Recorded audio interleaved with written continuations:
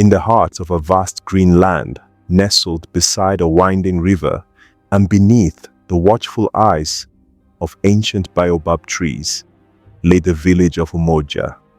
It was a place where laughter echoed, children played freely, and the rhythm of life was as steady as the sunrise. The people of Umoja were known for their strong hearts, their clever hands, and their deep respect for the wild world around them. But even in Umoja, there was a shadow. Not a dark cloud, but a creature of sleek muscle and silent paws. A leopard. This was no ordinary leopard. This was Shadow, a magnificent beast with eyes like amber and a coat that blended perfectly with the dappled light of the forest. Shadow was the undisputed king of its territory, a hunter of unmatched skill, cunning. The villagers knew Shadow. They respected its power, but they also feared it. For years, Shadow had kept to the edges of the village, taking a goat or a chicken now and then, a fair tax for sharing the land. The villagers would grumble, but they understood. It was the way of the wild. Among the young men of Umoja was Chike. Chike wasn't the strongest nor the fastest, but his mind was as sharp as a newly honed spear. He spent hours observing, not just the animals, but the patterns of the wind, the whispers of the leaves, and the habits of every creature, big or small. While others boasted of their hunting prowess, Chike often sat quietly, watching, thinking. His friends would tease him, calling him dreamer, but Chike just smiled. He knew the true hunt often began not with a weapon, but with an idea. One dry season, something changed. Shadow, the great leopard, grew bolder. It wasn't just a goat here or a chicken there anymore. It started taking several animals in one night, leaving a trail of worry and loss. Then, one terrifying afternoon, Shadow was seen too close to the village well, its eyes fixed on a group of children. Fear, cold and sharp, gripped Umoja. The children, usually so full of life, now clung to their mothers. The games silenced. The men, armed with spears and courage, tried to track Shadow, to scare it away, to remind it of the old boundaries. But Shadow was too clever. It moved like smoke, leaving no trace, only the chilling memory of its presence. "This cannot continue," cried Mama Ngozi, her voice trembling as she clutched her youngest child. "Our livestock are gone. Our children are afraid to fetch water. What will we do?" The village elders, their faces etched with worry, gathered in the central hut. Old man Jide, the wisest among them, stroked his beard. "We have tried everything," he sighed. "Our traps are too simple for such a cunning beast. Our strongest hunters cannot corner it." A young hunter, muscular and proud, scoffed. "We need to hunt it down, elder. A leopard is a leopard. We must face it with our spears." Chike, who had been listening quietly, finally spoke. "Forgive me, Elder Jide, and my strong brother," he said, his voice calm. "But a leopard like Shadow cannot be caught with brute force. It is too smart, too quick. We must fight cunning with cunning. We must make the hunter the hunted." The hut fell silent. Some chuckled, thinking Chike was still dreaming. "Make the leopard the hunted," scoffed the strong hunter. "How? Will you tie a goat to your leg and run?" Chike shook his head. "Number. We will use its own nature against it. Shadow is not just a hunter. It is a creature of habit, and it is fiercely territorial. But it is also curious, and perhaps a little proud." He paused, letting his words sink in. "We will not hunt Shadow with spears. We will hunt it with a sound it has never heard, a sound that will annoy it, frustrate it, and finally draw it into a place of our choosing." The elders exchanged bewildered glances. A sound. To catch a leopard? This was unheard of, but desperation breeds open minds. Old man Jide, seeing the spark in Chike's eyes, nodded slowly. Tell us, Chike, what is this sound?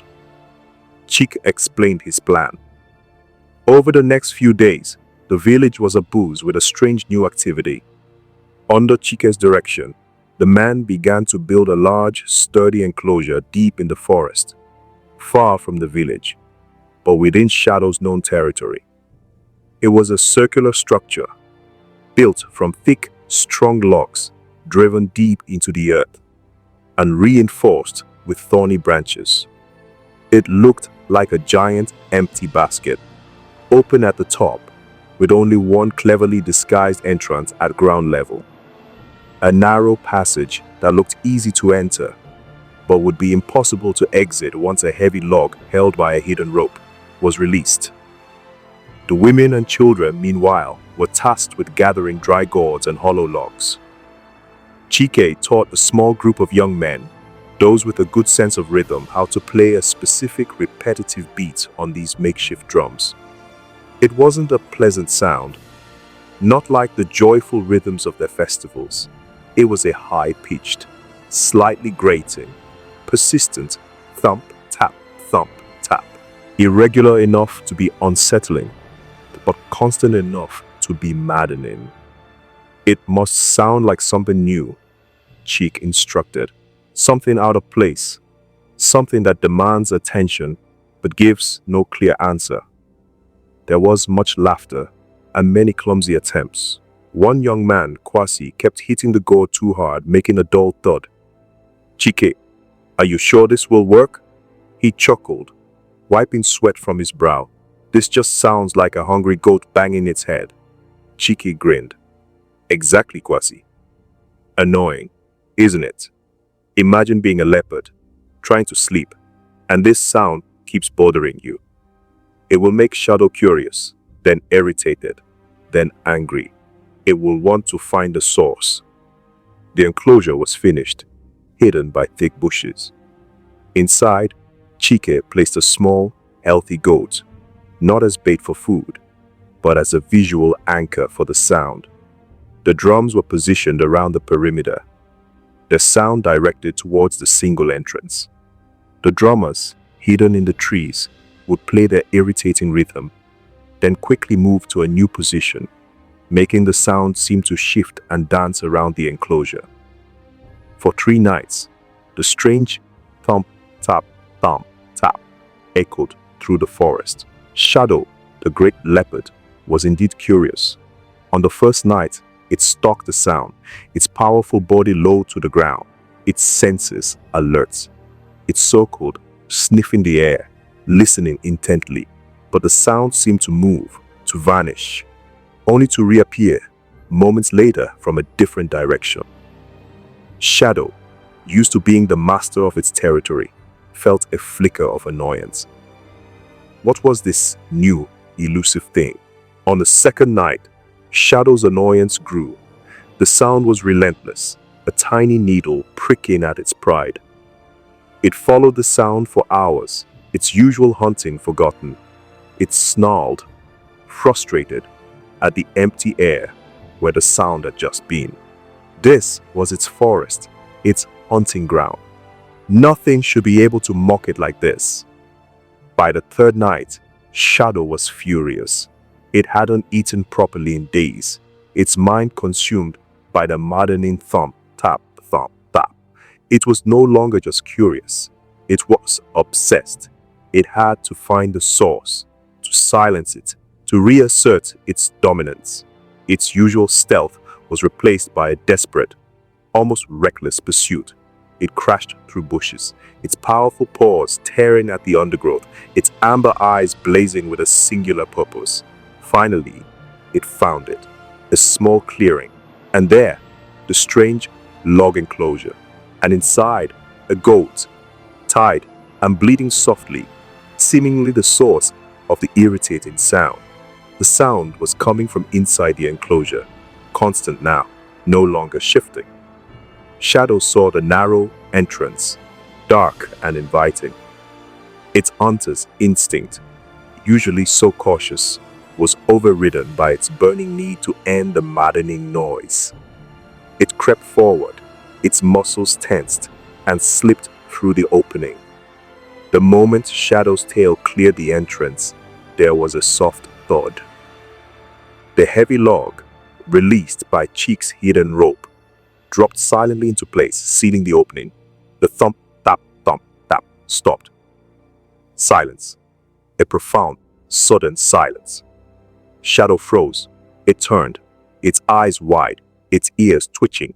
The entrance was gone. The goat bleated nervously, but the maddening sound was no more. The leopard sniffed, then snarled, testing the logs with its powerful paws. They were solid, unyielding.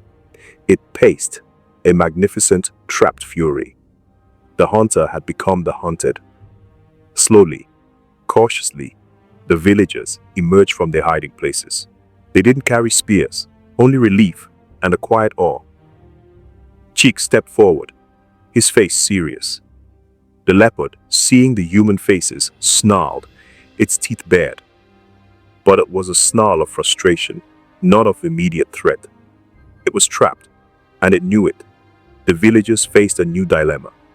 They had caught the leopard, but what now? Killing it felt wrong, a disrespect to such a magnificent creature, and against their deeper values. Again, Chike had an idea. "We will not kill Shadow," he announced. "We will teach it a lesson, and then we will give it a new home." The next day was a spectacle. The villagers, working together, constructed a strong-wheeled cage. With immense care and ingenuity, using ropes and levers, they managed to coax the bewildered leopard into the cage. It was a comical sight. A dozen men and women, some laughing nervously, some shouting instructions, as they maneuvered the furious but ultimately contained the beast. Then, a long procession began. The entire village, led by Chike, pulled the heavy cage through the forest, past the river, and over the hills for 2 full days. They journeyed far, far away, to a distant, untouched wilderness where no human village existed. A place teeming with wild game and vast, unexplored territories. When they finally reached a suitable spot, Chike and the elders carefully opened the cage. Shadow, after a moment of stunned silence, bounded out, a blur of spots and power. It paused, sniffing the unfamiliar air, its eyes scanning the new landscape. For a long moment, it looked back at the small group of humans who had outsmarted it, who had captured it without a single spear, and then, surprisingly, released it. There was no snarl, no charge, just a long, thoughtful gaze. Then, with a flick of its tail, Shadow melted into the new forest, a hunter once more, but perhaps a little wiser. The people of Umoja returned home, their hearts light. Their livestock were safe, their children played freely again, and the fear was gone. Chike became a legend, his name spoken with reverence. The story of when the leopard became the hunted was told around every fire, passed down from generation to generation. It was a tale not just of a clever trap, but of the power of observation, the strength of unity, and the wisdom to know that sometimes the greatest victory comes not from brute force, but from a sweet and simple idea that turns the world upside down.